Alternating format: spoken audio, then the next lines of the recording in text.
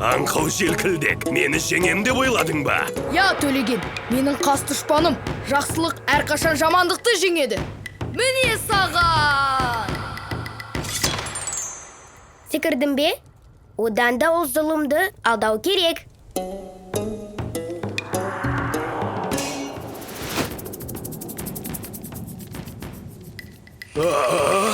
Жоқ, олай болмайды. Себебі батырлар аяқтан соқпайды. Олар аспаннан шабуылдайды.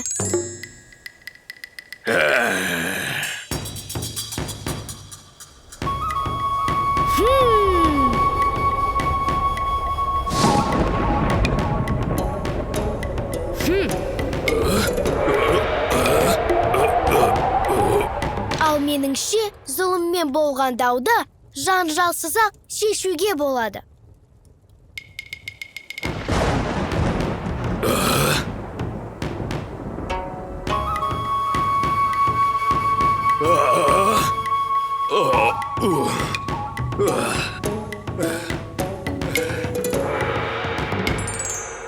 Сенбеймін. Ертегі айтпашы. Ол онсыз да ертегі емес пе? Желкілдек Төлегенді шайқаста жеңуі керек. Иә, желкілдекті өз ағасы сатып кетті емес пе? Зұлым жауды жеңудің өзі оңай емес. Оның үстіне ағасы шайқас алдында сатып кетті. Сатқынға кешірім жоқ. Ал алауша не ойлайды екен?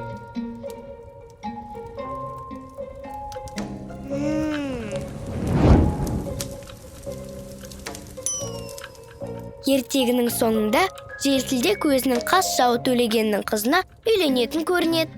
Үйлену тойы болады. Демек, бәрі жақсы аяқталады. О, тойда жанып көргім келеді. Ой, сонда қалай? Жауыз Төлеген өз қызының тойына келмейді ме? Желкілдектің сатқын ағасында ұмытып кетпе. Ол да сол тойда болады. Керемет той. Дұшпандардың барлығы бір дастархан басында.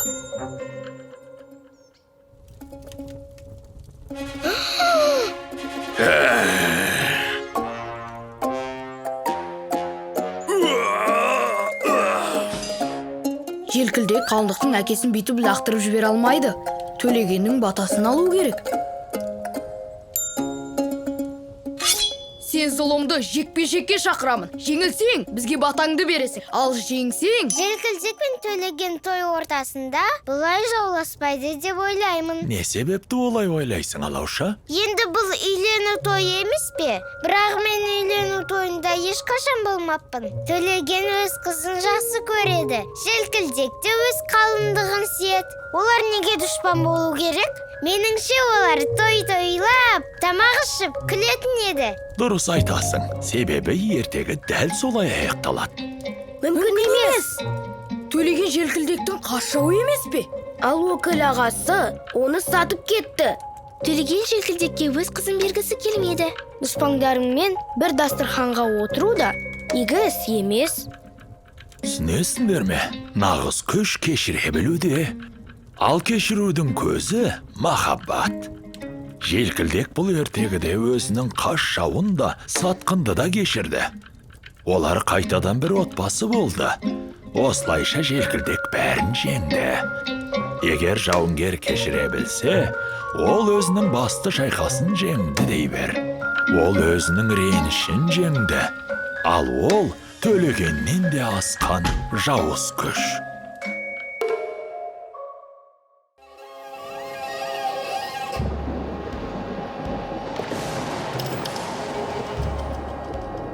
Содан жылдар, ғасырлар даналығын бойына сіңірген ақсақал өзінің ең керемет туындысын, қобызын қолына алды. Аспапты тартқан кезде күн күркіреп, найзағай жарқылдап, шың жартастарды одан сайын селкіндіріп, аспанды одан бетер толқытты. Тұра тұрыңызшы, сіз бізге қазір жақсы адам туралы айтып отырсыз ба? Сіздің әңгімеңізге қарағанда жақсы адамға ұқсамайды ғой. Келісемін, дәл солай. Тіпті есімі жылы жүректе емес, Қорқыт ата. Қорқынышты естілетін сияқты. Иә, мүмкін. Бір қарағанда тағдыр өзгерткісі келген адам туралы аңыз ондай аса мейірімді боп естілмейтін шығар. Бірақ бұл әр адамның қалауы емес пе? Айтпақшы, мұны менен емес, оның өзінен сұрасаңдар болады.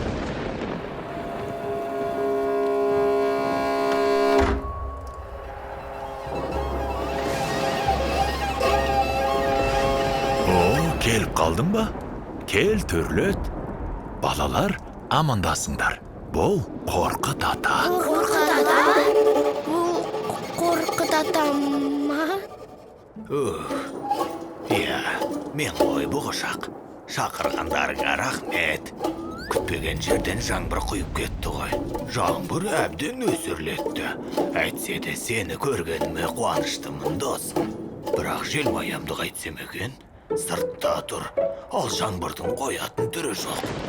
Досым, менің есігім бәріне әрдайым ашық екенін білесің ғой. Кірсін әрине, жылынсын, орын бәріне жетеді.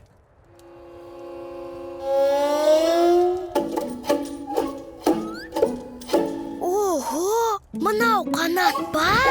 Сәлем, мен Аққу. Танысқаныма қуаныштымын. Қанатын әп-әдемі екен.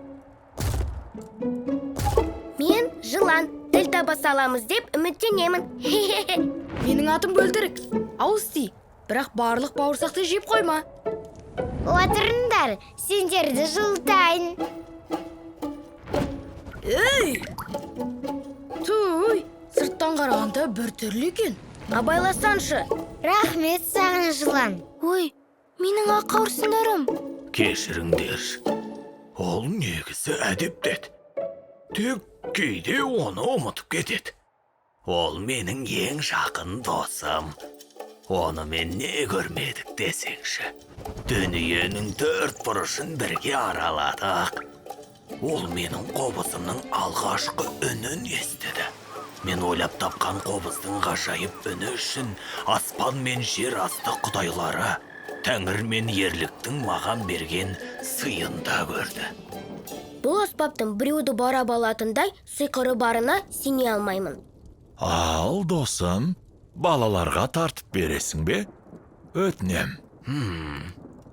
Болады деп ойлаймын. Бірақ тым қатты кетпес үшін бір қарапайым дуынды тартып берейін. Әйтпесе, біреуді ұйқысынан тұрғызып алармыз.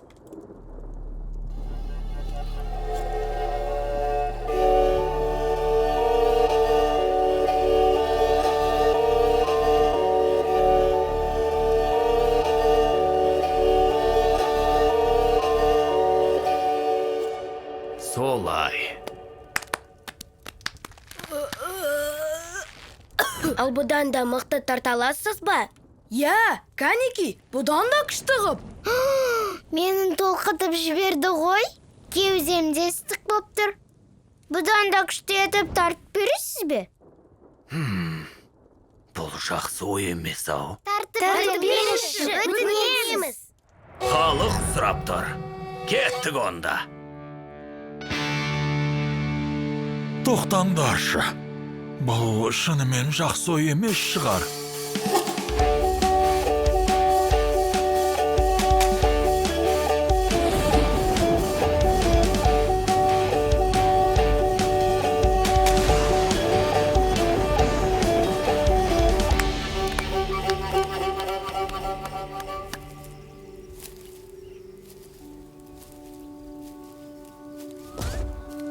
Уайымдама. Қобыз тартып отырып шектен шығып кетпедім бе деп алаңдайым. Не десе де аспаптың сиқыры бар. Біреу оянып кетуі мүмкін.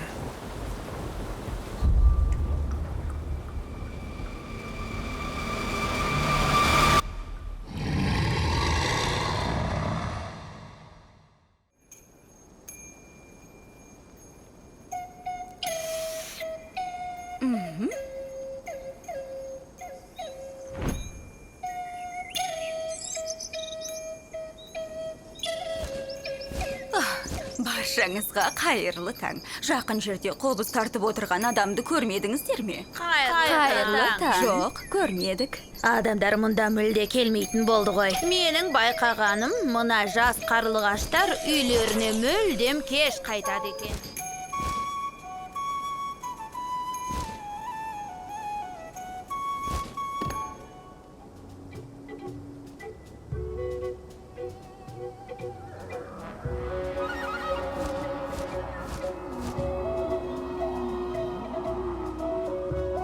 Ақыры оянған екен.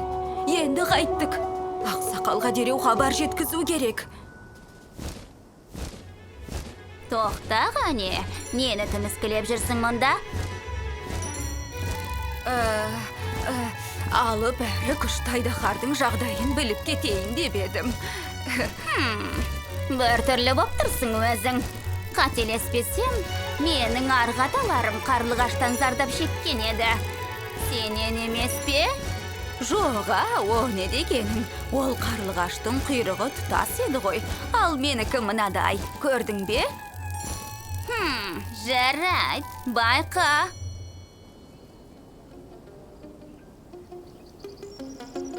Айтып тұрмын ғой, дұрыс емес жүргенің.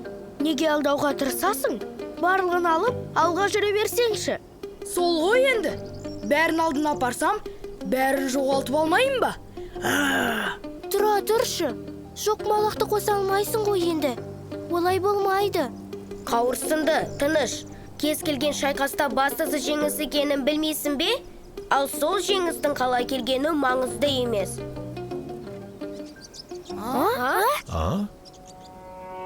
Абайла! Жоқ, менің бауырсақтарым. Саған тек бауырсақ болса болды. Бауырсақ бәріміздікі негізі. Қарап тұрмай тұруға көмектессеңдерші. Иітіп жіберейін бе? Меніңше қажет емес.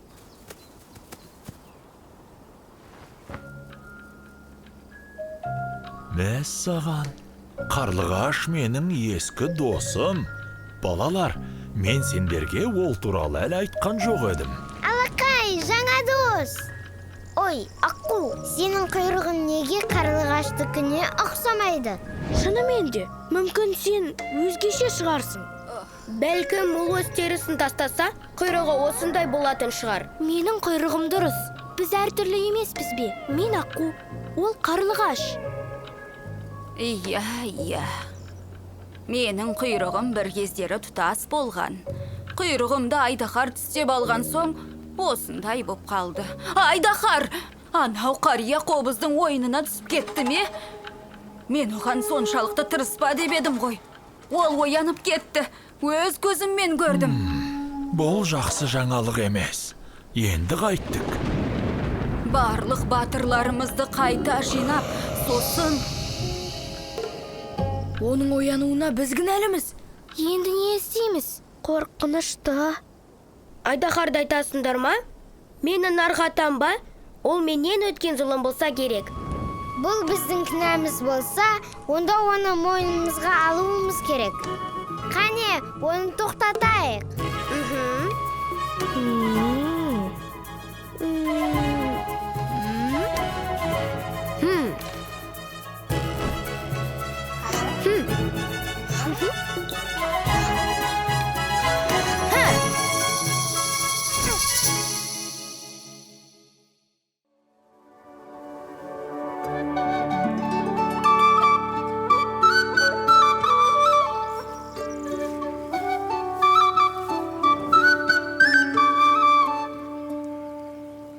Көп зат алмау керек деп. Кеше кім айтып еді? Өзіне қарашы, сөмкенің ауыр болғаны сойынша, орнынан қозғалта алмайсың ау. Ауыр емес, оп-оңай көтер алам. Қара.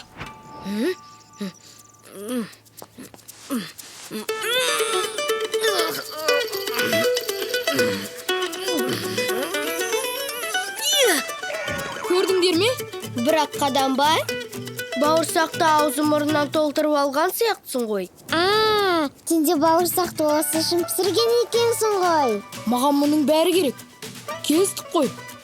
Өздеріңе салып алдыңдар сонда. Кәне бұғашақ көрсет не салғаныңды. Соншама ештеңе жоқ менде. Кәнеке, көрейік не салып алғаның. Ауыстырмалы мүйіз бе? Оны қайтесің? Керек ол маған. Шаруаң болмасын. Өзінде толтырып шұлық салып алған боларсың. Ой, жыланымыз тоңғақ екенін ұмытып қалдым ғой. Мен салқын қандымын. Сендерге қарағанда тез тоңамын. Өзінде ойыншықтарымен алысып жүрген шығарсың. Мынауың ойыншық емес. Кәдімгі әскер ғой. досымыздың көп болғаны жақсы емес пе? Сонда сапарымызда қызықты өтеді. Енді бәрін алу керек емес шығар. Неге Алаушаға ештеңе айтпайсыңдар? Ол өзімен бірге бір арба отын алды. Ол оның тамағы, сол себепті оны түсінем.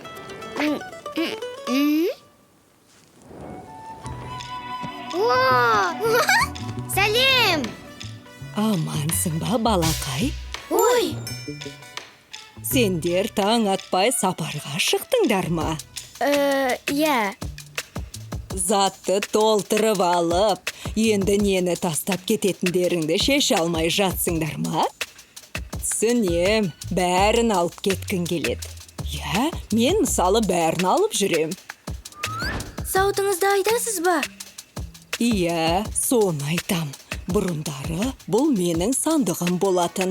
Бір кезде мен кәдімгі құрбақа болған едім. Бірақ өте сараң құрбақа едім.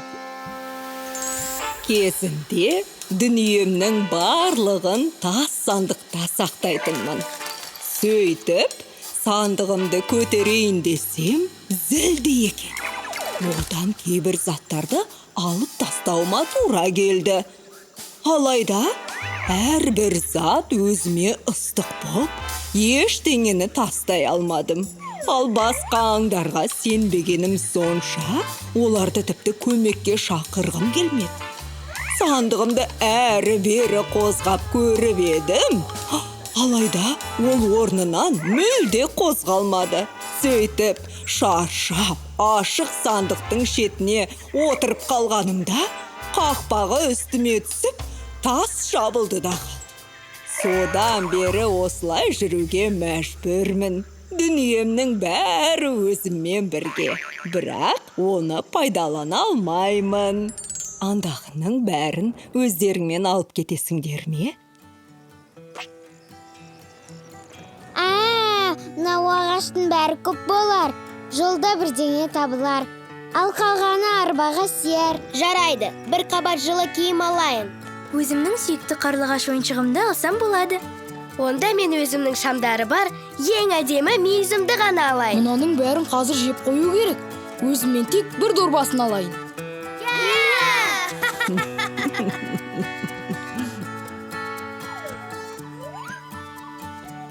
Апатайым-ау, сен балаларға қайтадан бұрын құрбақа болдым дедің бе?